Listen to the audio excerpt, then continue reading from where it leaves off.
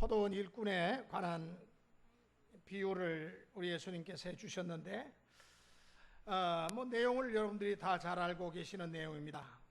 큰 포도원을 가진 농장 주인이 있었는데 자기 포도원에서 일할 일꾼들을 이제 아침 일찍이 장터에 나가서 뽑아가지고 포도원에 투입을 시키는 그러한 일을 하는데, 그 당시 경제 사정이 많이 안 좋다 보니까 사람들이 일자리를 제대로 못 얻으니까, 그래도 장터에 가면은 그 인력 시장이 고대에도 섰어요.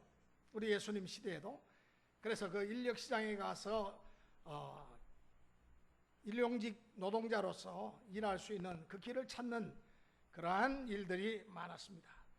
요즘도 세계 어느 나라 가든지 인력 시장이 아주 활성화되어 있습니다. 특히 우리나라는 전국적으로 새벽 인력 시장이 아주 활성화되어 있습니다. 우리나라에서 제일 큰 새벽 인력 시장을 예를 든다면은 서울 구로구에 있는 남구로역 사거리가 새벽만 되면은 일용직 노동자들을 뽑는 그러한 이제 차량들이 엄청나게 그곳에 와가지고 자기들이 필요한 일용직 일꾼들을 뽑아가지고 그 차에 태워서 가는데, 이 남구로역 사거리는 새벽마다 1000여 명이 넘는 그 일용직 노동자들과 또 경찰들이 또 그곳에 아침만 되면은 경찰 차량이 한 서너 대와 경찰관이 한 10명 이상이 그 교통이 새벽에도 그 교통이 마비가 되니까 경찰들이 동원이 돼서 유사시에 있을지 모르는 사고를 대비하고 있습니다. 주로 건설 노동자들, 또 기능직 노동자들, 각종 노동자들이 남구로역 사거리에서 새벽마다 자신들의 일자리를 찾아가고 있습니다. 우리나라 전국적으로 이런 새벽 인력 시장이 아주 활성화되어 있어요. 여기 성남만 가도 그렇죠. 과거에 모란시장 새벽시장이 그 근처에 섰고, 요즘은 그게 중원구로 이동을 했어요. 중원구에서 또 새벽 인력 시장이 거기도 한 200~300명 가까이 모이고, 또 태평동 거기 태평곡에 그쪽에 인력 시장이 큽니다. 거기는 특히 한국인 노동자, 한국인 철근 기능공들만 거기에 모여요. 대부분의 우리 한국의 새벽 인력 시장의 90% 이상이 우리 연변에서 온 우리 조선족 동포들에 의해 가지고 다 이미 그 시장은 점령당했습니다. 9대1이에요. 한국인 1명, 우리 중국 동포 노동자들이 9명. 그러니까 모든 노동 현장에 이미 우리 동포 노동자들이 다 거기에 포진이 되어버렸어요. 그러니까 우리 한국인들은 새벽 인력 시장을 다 잃어버렸어요. 그러니까 여기 태평동 태평곡에 있는 인력 시장은 거기도 한 400~500명 모이는데, 새벽에 철근 기능공들, 우리 한국의 철근 기능공들만 모여요. 그래서 4시 반 되면은 사람들이 모이기 시작합니다. 그래서 5시 딱 되면은 그때부터 이제 각 차량들이 와가지고 자기들이 뽑은 사람들을 다 그 차에 태워가지고 가버려요. 봉사 현장으로. 그러니까 6시 돼버리면은 벌써 텅 비어버립니다. 거기에 서성거리고 있는 사람들이 들어있어요. 나이가 많은 노동자들. 그런데 요즘은 젊은 노동자들을 선호하지, 나이가 60대 이상 된 노동자들은 경력이 아무리 좋아도 20년, 30년 숙련공인데도 불구하고 돈 많이 줘야 되니까 그들을 꺼려합니다. 그래서 나이 든 것도 서러운데 이런 인력시장에서도 천덕꾸러기가 되어버린 많은 우리 한국인 노동자들이 있습니다. 오늘 이 포도원 주인도 이제 초창기의 노동시장의, 새벽 노동시장의 그 한 모습을 우리가 보고 있는 거죠. 아침 일찍이 장터에 나가서 이제 일꾼하고 이제 우리 포도원에 와서 일을 할 수 있겠느냐, 얼마면 되겠느냐, 고용 계약을 맺습니다. 그리고 그 액수가 보통 그 당시에는 한 데나리온이에요. 노동자들의 하루 일하는 임금이 한 데나리온입니다. 그러니까 우리 요즘 노동 현장에 가면은요, 특히나 건설 현장에 가면은 보통 8만 원입니다. 그런데 뭐 좀 이제 경력이 없으면은 한 7만 원대로 내려가기도 해요. 그러니까 경력이 많은 사람, 특히나 목수들, 경력 많은 목수들이 한 17만 원 받습니다. 일당이. 그러니까 뭐 그 밖에 또 경력 있고 젊은 아주 숙련된 노동 현장의 일꾼들은 뭐 배로 받는다고 볼 수 있죠. 그러나 일반적으로 한 데나리온이에요. 8만 원. 그래서 그들과 이제 노동 계약을 하고 그들을 데려다가 일을 시킵니다. 새벽에 나갔다가 일꾼을 거기서 이제 데려다가 포도원에 데려다 놓고 그 포도원에 이제 담당자한테 맡기고 또 이 주인은 또다시 9시에 아마 일꾼이 부족했던 것 같아요. 9시에 또 갔습니다. 근데 거기 아직도 서성거리는 사람이 많아요. 당신들 일자리가 없는 것 같은데 우리 포도원에 와서 일하라고 한 데나리온을 주기로 또 약속합니다. 그리고 또다시 그들을 포도원으로 데려다가 또 일하는 현장에 투입을 시킵니다. 또 점심때가 돼서 또 오후 3시가 돼서 갔더니 또 있어요. 서성거리는 사람들이. 또 데려다가 우리 포도원에 가서 일하라. 당신들도 한 데나리온을 주겠다고 약속합니다. 저녁때가 다 되어갑니다. 이제 파장 시간이 다 됐어요. 1시간만 남았어요. 그런데 이 주인이 혹시나 싶어가지고 또 포도원에 거기 있는 장터에 나가 보니까 아직도 고용되지 못해가지고 서성거리고 있는 사람이 눈에 띄었습니다. 옛날이니까 그래요. 지금은 그런 일 없어요. 지금은 6시만 되면은 새벽 노동시장이 파장이 돼가지고 아무도 없습니다. 정상적으로 회복이 돼버려요. 그러나 그 시대에는 아마 그 시간에도 서성거리는 사람들이 있었나 봐요. 그래 눈에 띈 사람을 또 데리고 아마 이 사람들은 그냥 집에 돌아가봤자 구박받을 수밖에 없잖아요. 아내한테 일거리도 못 찾고 도대체 당신 뭐 하는 거냐고. 가족들은 지금 굶어 죽어 가는데. 그러니까 절망적인 마음으로 혹시라도 나를 데려갈 사람이 없을까. 아마 절망적인 마음으로 서 있었을 줄 압니다. 그때 농장 주인에게 눈에 띈 거예요. 그래 그에게 묻습니다. 왜 당신은 종일토록 여기서 놀고 있습니까? 왜 일자리가 없습니까? 예, 써주는 사람이 없는데 어디 가서 일을 합니까? 그래요. 그러면은 우리 집 농장에 가서 일을 하시오. 1시간 남았어. 비록 1시간밖에 안 남았지만 이제라도 내 농장에 가서 일할 마음이 있어. 그러면 내가 당신들을 데리고 가겠어. 이따마다요. 얼마나 기쁜 소식입니까? 아무것도 일 못하고 돌아가면은 당장에 하루 끼니가 걱정인데 아내의 그 근심은 얼마나 크겠습니까? 자녀들에게 뭐 먹일 수가 없잖아요. 저들에게는 참으로 기쁜 소식이 아닐 수가 없습니다. 그래서 감사한 마음으로 포도원에 가서 해지기까지 1시간 동안 열심히 최선을 다해서 일을 했습니다. 어느덧 하루 일과를 마치고 저녁 6시가 되니까 포도원 문을 닫을 시간이죠. 이제 일꾼들에게 다 일당을 지급합니다.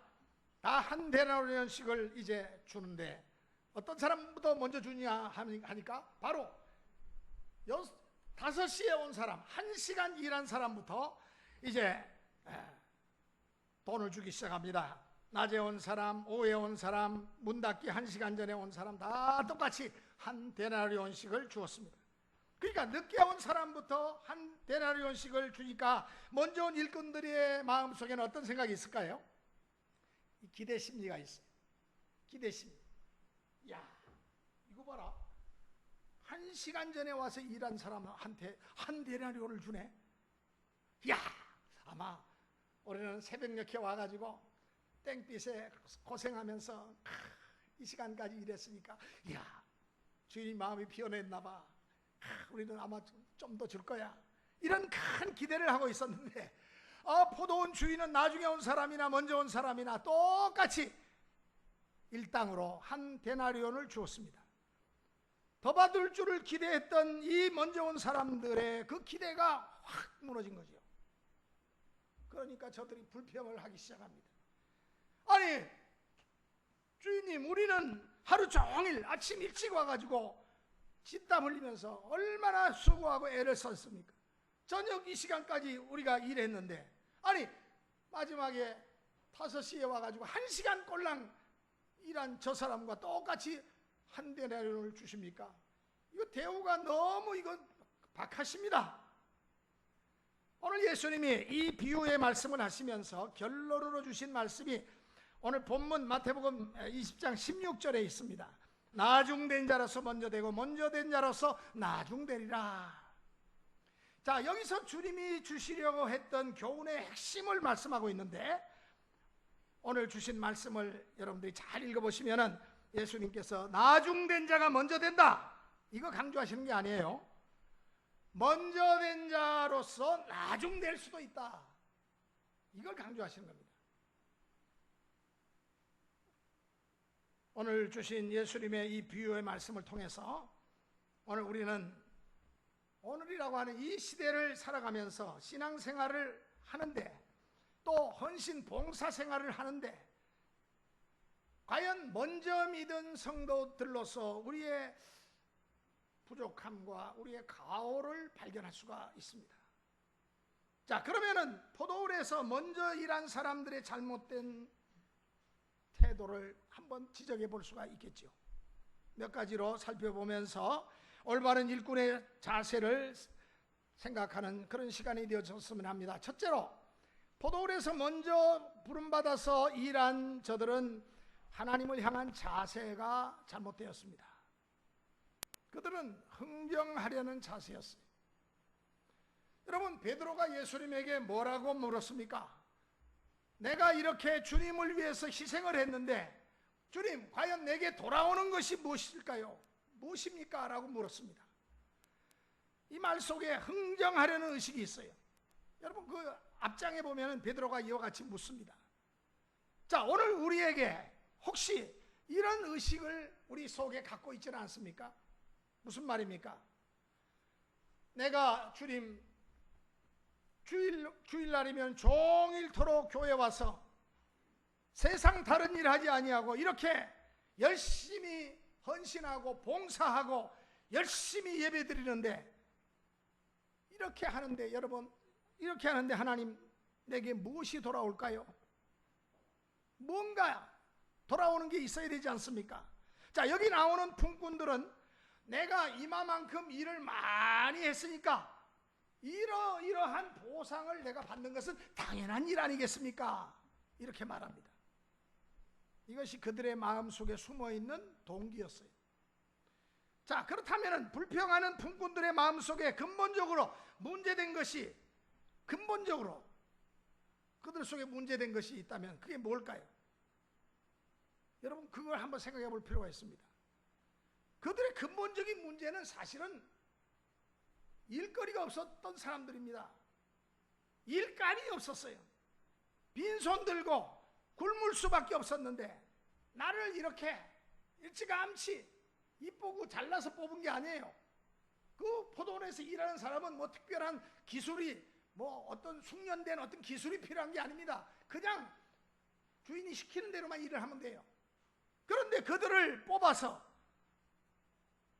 한 데나리온이라고 하는 그 노동자들이 받을 수 있는 정상적인 일당을 줬다는 것은 선대해 줬다는 이야기죠. 그리고 할 일을 맡겨 주었다는 겁니다. 그러니까 그 나를 택해서 나를 그렇게 불러준 그 주인에 대한 은혜와 감사와 감격을 가져야 될 터인데, 그들은 그것이 없었어요. 사실 주인이 나를 고용했다는 것 자체가 은혜입니다. 하나님이 우리를 부르셨다는 것 자체가 은혜라는 이야기예요.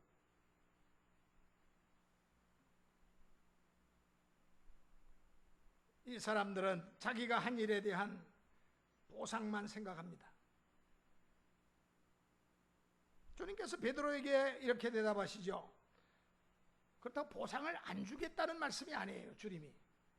마태복음 19장 28절 이하에 보니까 예수께서 이르시되 내가 진실로 너희에게 이르노니 세상이 새롭게 되어 인자가 자기 영광의 보좌에 앉을 때 나를 따르는 너희도 12 보좌에 앉아 이스라엘 12지파를 심판하리라.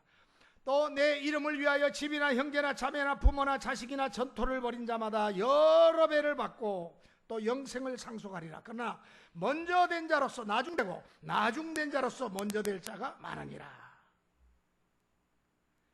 자, 이 말씀을 통해서 주님께서는 우리를 그냥 이용만 하시는 분이 아니에요. 우리의 수고를 분명히 보상하신다는 그 사실을 우리는 알 수가 있습니다. 우리가 땀 흘려 일한 만큼 주님께서는 반드시 보상하십니다. 고린도전서 3장 8절에도 보니까 일하는 대로 자기의 상을 받으리라 말씀했어요. 이름 모르는 사람에게 냉수 한 그릇을 친절하게 건넨 것도 주님은 기억하시고 보상해 주시겠다고 약속하셨습니다. 그러니까 우리가 남에게 선을 행하고 친절을 베풀고 우리 이웃들에게 참 도움을 주는 사람이 되면은 그 사람 하나님께서 외면하지 않으시고 축복해 주신다는 말씀입니다. 그러나 우리가 단순히 보상받을 동기로만 주님을 섬긴다면은 이것은 잘못된 것이라고 저는 봅니다. 성경이 그렇게 말씀하고 있어요. 왜냐하면은 주인의 계산법과 품꾼의 계산법이 다르기 때문에 그래요. 주인의 계산법은 약속한 대로 주시는 겁니다. 그런데 품꾼의 법은 자기 임의로 품삯을 늘렸다 줄였다 해요. 뭐 줄이는 예는 없겠지만 오늘 주신 말씀에서 저녁이 다 되어 부름받은 일꾼을 한번 생각해 보세요. 온종일 부르는 사람이 없어서 고민 속에서 오늘 허탕치지 않을까? 여러분 새벽 인력 시장에 나가면은요 허탕치지 않을까? 불안한 사람들이 태반이에요. 왜? 그 중에서 뽑혀가는 사람들이 그렇게 많지 않아요. 그 구로동 인력 시장도 그렇다고 그래요. 1000여 명 이상이 모이는데 그 중에 뽑혀가는 사람은 한 반 정도, 500~600명 정도밖에 뽑혀가지 않는답니다. 그러니까 나머지 400명은 다 뿔뿔이 흩어지는 거예요. 비록 나중에 부름받은 그 일꾼은 1시간밖에는 일을 하지 않았어요. 그렇지만은 그들은 이 일을 하면서 아유 세상에 이럴 수가, 아이고 1시간밖에 안 남았는데 우리를 그래도 처지를 측은히 여기고 불쌍히 여겨서 우리를 불러주네. 아이고 그 주인의 부름에 우리가 합당한 삶을 살자. 일을 하면서도 그 마음속에 주인을 향한 이 감사의 생각이 아마 그들은 넘쳤으리라고 생각됩니다. 주인의 얼굴만 봐도 아유 고마운 사람, 어떻게 저렇게 보니까 일꾼들도 많은데 우리가 굳이 오지 않아도 되는데 우리를 이렇게 불러줬을까. 얼굴만 봐도 감사하고 나를 불러주시고 이 일을 맡겨주신 그 은혜를 생각할 때 가슴이 벅차 올랐을 겁니다. 그래서 감사, 감격, 그 마음을 품으면서 찬양하면서 아마 일했을 거예요. 바로 이것을 주님께서는 귀하게 여기십니다. 우리가 주님을 위해서 일을 하고 있을 때 아무리 하루 종일 일을 했어도 건달같이 건성건성 일하면 그 주님께서 인정 안 하세요. 주님은 양보다는 질을 보십니다. 우리가 주님을 위해 하고 있는 이 일의 질이 과연 어떤 상태인가? 내가 얼마나 많은 일을 했느냐, 내가 얼마나 많은 기록을 남겼느냐가 아니라 그보다 훨씬 더 중요한 것은 어떤 마음으로 주님을 섬기고 있느냐, 이것이 중요합니다. 먼저 온 사람들은 먼저 품값을 흥정했습니다. 그리고 이들은 한 데나리온이라는 품값을 이미 알고 계약을 하고 일했죠. 그런데 문제는 맨 나중 온 사람에게 얼마를 주겠다는 조건조차 주인은 말하지 않았어요. 제시하지 않았습니다. 이들은 얼마를 받을지도 모르고 그냥 와서 고마운 마음으로, 감사한 마음으로 일한 거예요. 여러분, 우리 신앙생활에 있어서 참된 신앙생활의 동기가 뭘까요? 주님께서는 물론 우리에게 그 일한 대가를 후일에 분명히 계산해 주신다고 약속하셨어요. 그러나 신앙생활이 상을 받기 위해서 하는 일이 되어서는 안 될 것입니다. 그보다는 하나님의 은혜에 대한 감격, 내 죄를 용서해 주시고 나 같은 죄인을 부르셔서 이 부르심에 합당한 믿음의 이 공동체 속에 우리를 소속시켜 주신 은혜에 대한 감사, 하나님의 자녀로 만들어 주신 이 놀라운 사랑에 대한 감사, 거기에 일까지 맡겨주셨다는 것에 대한 감사, 이 감사가 하나님을 섬기는 우리 삶의 동기가 되어야 될 줄로 압니다. 그런데 만일 우리가 보상의 동기로 일을 시작했다면 내 계산대로 받지 못했을 때 그 봉사는 쉽게 좌절돼 버리거나 중단돼 버리고 말 것입니다. 그러나 우리가 참 나 같은 것을 하나님께서 불러주셨다. 웬 은혜입니까? 웬 사랑입니까? 그 부르심에 감사하면서 살아갈 수가 있겠죠. 이런 사람은 원망 불평이 없어요. 하나님의 은혜를 깨닫고 그 은혜에 감사하는 삶을 사는 사람은 원망 불평은 그것은 참으로 바울의 경우를 보세요.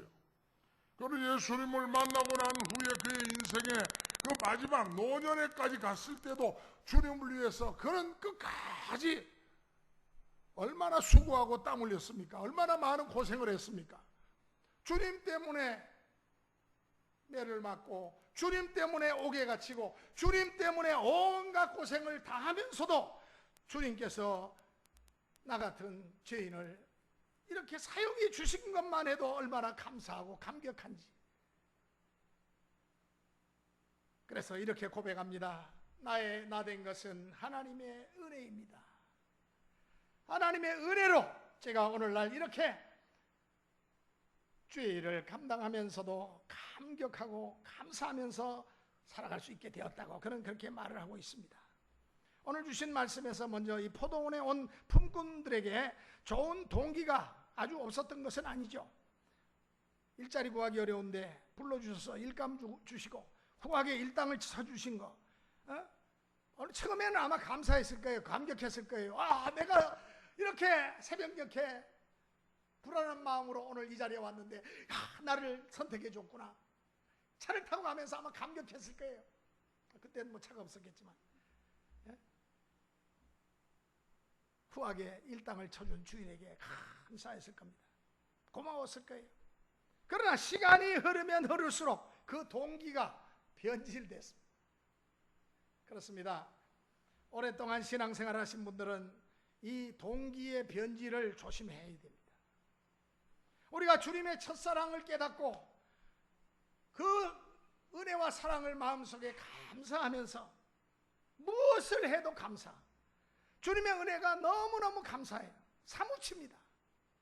그러나 시간이 흘러갈수록 이 첫사랑의 감격이, 이 동기가 변질되기가 쉽습니다.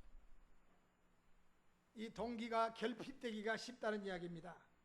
그러므로 먼저 된 자가 나중될 수 있다는 이 사실을 꼭 기억하시기 바랍니다. 두 번째로, 여기 먼저 일한 사람들은 이웃을 향한 자세가 잘못되었습니다. 왜 처음에 온 품꾼들이 낙담했을까요? 이른 아침에 부름받아서 하루 종일 일을 끝냈는데 약속한 대로 자기 일당을 받았는데 왜 낙담했습니까? 문제될 게 없는데 왜 낙담했을까요? 비교의식이 발동했기 때문에. 문제는 나중 와서 일한 품꾼들, 1시간 꼴랑 일한 그들과 똑같은 일당을 받았다는 데 대한 무서운 비교의식이 그들 속에서 일어났던 것입니다. 계약 확실히 했어요. 하루 일당 한 데나리온. 같은 주인 아래서 일하고 있는 사람들에게는 이 동업자 의식이 절대적으로 필요합니다. 이것이 없으면 서로 경쟁자가 되어버리고 말아요. 누가 더 많이 받는가 하는 이 경쟁의식이, 이 사람들이 자기가 한 일의 그 결과를 결국은 너절하고 추한 일로 만들어버리고 말았어요. 오늘 우리 한국교회에 가장 부끄러운 것이 무엇입니까? 함께 일하는, 더불어 일하는 정신이 부족하는 데 있습니다. 뭉치질 못해요. 하나 되질 못해요. 노조를 만들어가지고 하나 되기는 하는데 너무 부당한 요구를 사측에다가 하는 그런 경우들이 너무 많아요. 지금 우리나라 경제가 어려운데 지금 현대차 노조가 또 데모를 계속, 이번 연휴 동안은 쉬고 또 데모를 계속 해야 됩니다.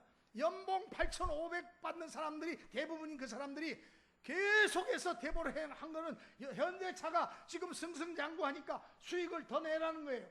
근데 회사는 회사대로 나름대로 많은 곳에다가 또 자동차 공장을 지어가면서 하다 보니까 올려준 지 얼마 안 되는데 또 올려주고 할 수는 없잖아요. 다른 회사들하고의 어떤 형평성도 있고, 그런데 더 내라는 거예요. 계속 더 내라는 거예요. 안 그러면 두드려 부시겠다. 안 그러면 뭐 회사가 망하나 우리가 망하나 같이 죽자는 거예요. 누가 더 많이 받는가 하는 이 경쟁의식이 결국은 자기들이 그동안 참 귀하게 한 일들을 다 엎어버리고 맙니다. 한 데나리온씩 받아서 함께 잘 살면 얼마나 좋겠어요. 그런데 우리는 함께 살고 함께 행복해지고 함께 축복받는 것을 잘 못해요. 왜 그렇습니까? 내가 아무리 잘 살아도 나와 비슷하거나 나보다 좀 나은 사람이 있으면 마음이 편치 못해요.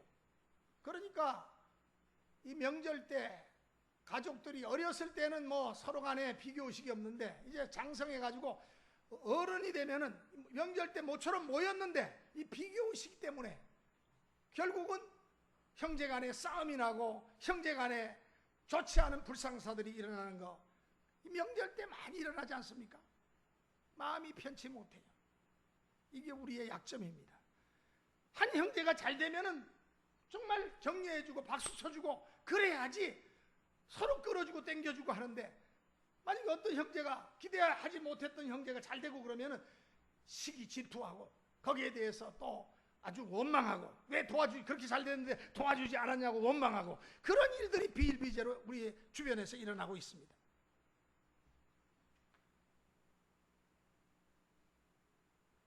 신약 성경에 나타난 탕자 비유에서도 우리가 잘 알 수 있는 것처럼 맏아들의 그 결정적인 실수가 거기 나오지요. 바로 그게 그겁니다.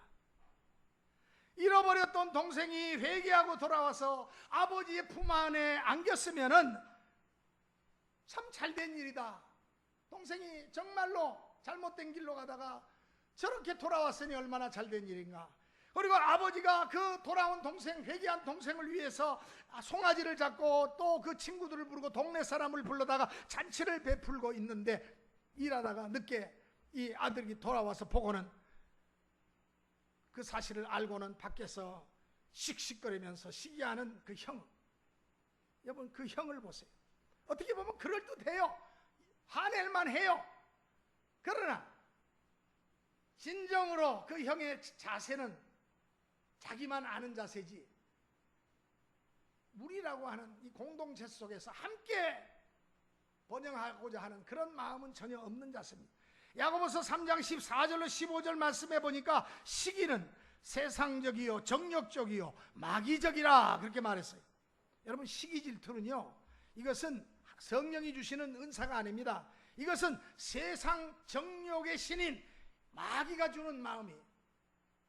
그래서 우리는 시기심을 떨쳐버려야 돼요. 형제가 잘 되고 우리 또 누이가 잘 되고 우리 식구가 잘 되면 서로 격려해주고 서로 끌어주고 땡겨주고, 이게 정상이에요. 성도들도 마찬가지.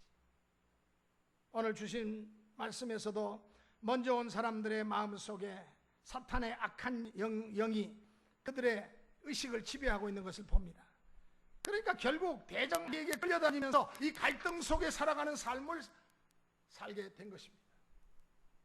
서로 물고 뜯고 헐뜯다가 서로가 망하는 모습을 우리 주변에서 얼마나 많이 봅니까? 이번 명절 때도 유산 상속 문제로 또 어떤 집안에 큰 또 난리가 일어난 집안들이 있어요.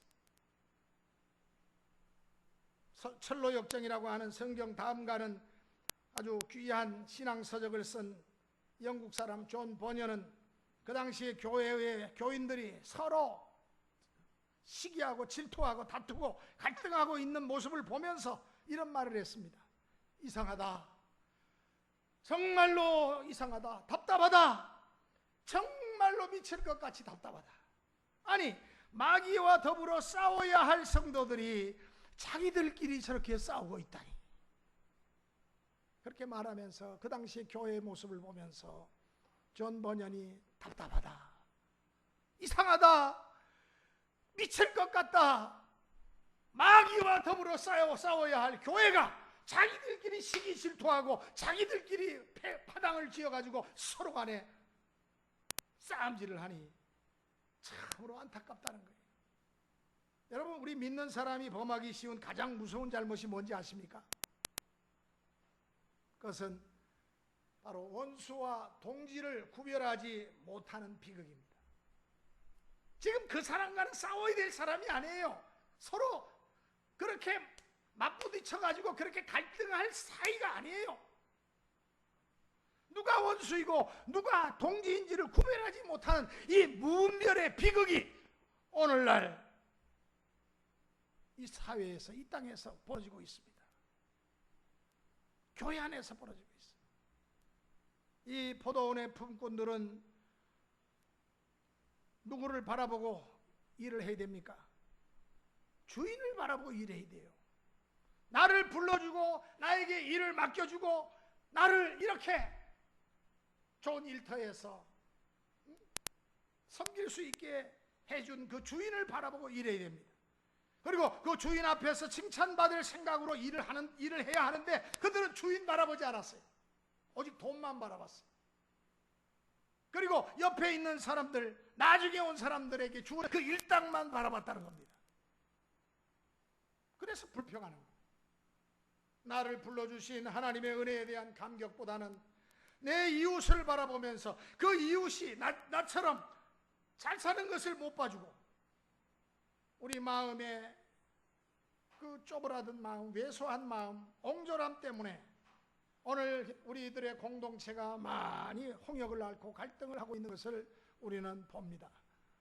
그러므로 오늘 우리들은 다 함께 하나님의 사랑과 은혜와 축복을 나누면서 사는 우리 공동체를 만들어 가야 되겠어요. 우리 사랑의 공동체, 우리 새서울 공동체는, 우리 여러분들의 가정은, 우리 나라는 참으로 이와 같은 아름다운 서로에 대한 의식을 갖고 서로 사랑하고 격려하고 끌어주고 상대방의 흠이나 잘못을 용서해주는 그러한 공동체로서 성숙한 그리스도인의 삶을 우리가 살아가야 됩니다. 마지막으로 포도원에 먼저 들어온 일꾼들은 여기서 보니까 자기 자신을 향한 자세가 잘못됐어요. 무슨 잘못이라고요? 결국은 자기 자신에 대한 자세가 잘못됐다는 건 이게 무슨 어떤 종류입니까? 이 자만심의 병이에요. 자만심. 오늘 주신 말씀 10절을 보세요. 먼저 온 자들이 와서 더 받을 줄을 알았더니 그랬어요. 그들은 자기들이 더 받을 자격이 있다고 생각했어요. 주인하고 분명히 한 데나리온의 약속을 했음에도 불구하고 지들 멋대로 나는 더 받을 거야. 이것은 공로의식입니다. 난 더 많이 해서 나는 더 받을 거야. 이 공로의식은요, 우리 기독교 안에서 공로의식은 이거는 비기독교적인 의식입니다. 오늘 우리 그리스도인들에게 공로의식이라고 하는 것은 이것은 없습니다. 있다면은 우리 구주 되시는 예수 공로를 의지하는 빚진 자의 의식입니다. 그 의식이 있을 뿐이지 내가 수고하고 땀 흘리고 내가 이 교회를 위해서 몇십 년 동안 내가 이 교회를 일으켰는데 하는 나의 그 공로를 의식하는 공로의식은 이거는 저주의식이 됩니다. 제가 아는 어떤 친구 교회는 그 교회 이제 오랫동안 그 교회에 아주 기둥 장로님이 계세요. 근데 또 다른 그 두 번째 가는 장로님은 그렇게 자녀들이 다 효자고 그렇게 아주 뭐 전부 다 뭐 굵직굵직한 뭐 지검장, 판사, 검사, 또 그리고 또 치과 의사, 뭐 하여튼 뭐 자식들이 다 하나같이 그렇게 잘 됐어요. 근데 이 기둥 장로님은 고집이 너무 센 데다가 교회를 자기 멋대로 그동안 막 이렇게 해왔어요. 그런데 그 동료 목사님이 그 교회에 와가지고 어떻게 뭐 자기는 뭐 아무것도 모르니까 그렇게 말을 한 거예요. 그 암흑의 두 번째 장로님은 정말로 믿음이 좋은 장로님이고 하나님의 축복을 많이 받은 장로님이네요. 근데 그 말을 들은 어떤 성도가 이것을 과대 포장해 갖고는 그 기둥 장로님한테 가서 나팔을 불었어요. 그 새로운 목사님이 암흑의 둘째 장로님한테 축복을 많이 받아서 자녀들이 그렇게 다 잘 되고 큰 아주 일꾼들이 됐다고 그렇게 말합디다. 그리고 우리 기둥 장로님네는 하나님 앞에 바로 살지 못했기 때문에 아마 이렇게 자녀들이 다 논팽이가 되고 다 쫄장부가 됐다는 식으로 그렇게 이야기를 해버린 거예요. 그러니까 그 교회가 어떻게 되겠어요? 파당이 갈려가지고 교회가 막 싸움질을 합니다. 물론 중간에서 잘못된 말을 그렇게 과장해가지고 전한 사람이 물론 제일 잘못된 사람이지만은 그걸 또 받아가지고 정말 그 새로운 목사님이 그렇게 말했다고 확신하는 그 1등 가는 그 교회 장로님이 얼마나 참 옹졸한 생각을 가진 사람입니까? 오늘 주님의 공로 의지하는 빚진 자의 의식을 가지고 우리는 살아야 되겠습니다. 바울은 로마서 1장 14절에서 헬라인이나 야만이나 지혜 있는 자나 어리석은 자에게 다 내가 빚진 자라고 말합니다. 하나님의 은혜로 구원받아서 이웃의 배려 가운데 살고 있는 우리는 빚진 자입니다. 이 빚진 자 의식이 우리 그리스도인의 올바른 의식입니다. 나 같은 죄인이 용서 안 받아서 올바른 사람 된 것은 주님의 은혜로 오늘 이 자리에 우리가 왔다는 사실, 이거를 의식해야 돼요. 그런데 지금 이 포도원에 일하러 왔던 이 품꾼들이 말이죠, 공로의식의 지배를 받고 있습니다. 내가 한 일을 모르고 이따위 소리 하느냐, 내가 이 교회를 위해서 얼마나 엄청난 일들을 했는데 나를 무시해. 이 공로의식이 많아지면 많아질수록 내 공로가 무시되고 인정받지 못한다는 그와 같은 상실감과 그와 같은 마음속에 상대방에 대한 반발이 거세지는 거예요. 그렇게 되면 자기 스스로 더욱 비참해지는 겁니다. 그런 의식을 가지면 안 돼요. 몇 년 전에 의약분업, 의료파업 사태가 얼마나 우리 사회를 혼돈에 빠뜨리겠습니까? 또 몇 해 전에 또 있었던 한진중공업 파업 사태, 그 사태가 결국은 오늘날 이 한진해운 사태까지로 이어진 거예요. 현대자동차 노조의 지금 파업 상태, 이게 뭡니까? 다 자기들의 공로를 과대평가하는 거예요. 자기들이. 그러면 결국은 끝까지 타협 없이 끝까지 갈 때까지 가자. 그러면 어떻게 되겠어요? 그러면 서로 간에 사측이나 또한 노동측이나 다 비참한 자리로 빠지고 마릅니다. 그래서 서양의 그 노조들은요, 참 이 타협을 잘해요. 그러니까 웬만큼 하면은 이제 적정 수준에 가면 타협을 딱 하는데, 우리 강성 노조들은요, 이건 뭐 공산당 같아요. 막 몰아쳐요. 무조건 자기들의 주장과 의지를 무조건 이걸 관철시켜야 돼. 그렇지 않으면 너 죽고 나 살자는 거예요. 아니, 너 죽고 나 죽자는 거예요. 많은 사람이 교회를 통해서 신앙생활을 하다가 낙심하는 커다란 원인 중에 하나가 바로 이 자신의 공로의식입니다. 내가 누군데? 내가 이 교회를 위해서 헌금만 해도 얼만데? 내가 이 교회를 위해서 그동안 쌓아놓은 것이 얼만데 하는 이 공로의식. 주님께서 뭐라고 말씀하셨습니까? 내 오른손이 하는 것을 내 왼손이 모르게 하라 그랬어요. 남들이 그거 다 알아줄 것을 바라고 떠버리면서 하라 그러지 않았어요. 내가 아무리 잘했다고 해도 하나님께서 인정하시지 않으면 아무 소용없는 겁니다. 그러니까 진심으로 해야 돼요. 내가 저녁 때가 거의 다 되어 와서 일을 시작했어도 1시간 동안 했어도 주님을 섬기는 그 동기가 순수했으면 하나님께서 나를 인정하십니다. 나를 판단하실 거예요. 그냥 판단하시는 그 하나님 앞에서 내가 부끄러움이 없이 설 수 있는 그날을 바라보면서 우리가 나가야 될 것입니다. 그러기 위해서는 우리는 이 공로의식을 다 떨쳐버려야 될 것입니다. 여러분, 신앙생활이 뭡니까? 그것은 철저한 은혜의식에서 이루어지는 것이 올바른 신앙생활입니다.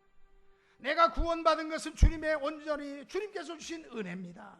나는 구원받을 만한 아무런 조건이 없는데 나 같은 죄인을 주님께서 불쌍히 여겨주시고 우리 예수님을 보내주시고 성령님을 통해서 만문을 두드려 주시고 그래서 나는 주님의 은혜로 구원을 받았습니다.